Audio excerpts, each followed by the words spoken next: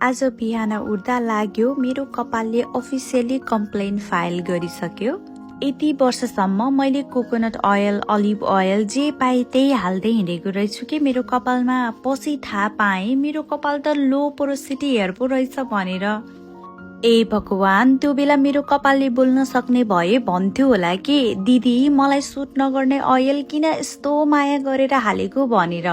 अनि आज म सुध्रिन खोज्दैछु। टाउकोमा तेल लगाउनु अगाडि टाउकोलाई चाहिँ मसाज गर्नु एकदमै महत्त्वपूर्ण मानिन्छ, जसले गर्दाखेरि चाहिँ ब्लड सर्कुलेसन बढाउन मद्दत गर्छ र यसले जम्मा भएको डेड स्किन, डेन्ड्रफ र बिल्डअप हल्का गर्न पनि मद्दत गर्छ। स्काल्फको नेचुरल ओइल राम्रोसँग स्प्रेड हुन पनि मद्दत गर्छ र स्काल्फलाई चाहिँ रिल्याक्स र ओइलिङको लागि प्रिपेयर गर्न पनि मद्दत गर्छ।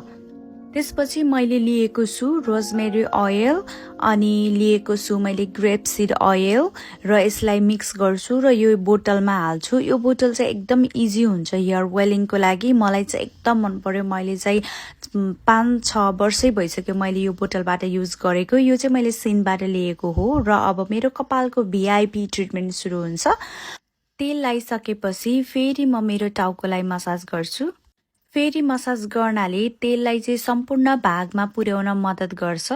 तेल सम्पूर्ण जरा पनि पुग्छ र यसले टाउकोलाई पनि राम्रो र आनन्द फिल गराउँछ। अब म यो कपाललाई 30 देखि 1 घण्टासम्म डिस्टर्ब गर्दिन। यति वर्षको सफरिङ पछि अलि लग्जरी ट्रिटमेन्ट त यसले डिजर्भ गर्छ नि त। त्यही भएर म यसलाई राम्रोसँग केयर गर्छु। Thank you for watching everybody. See you on next video. Bye.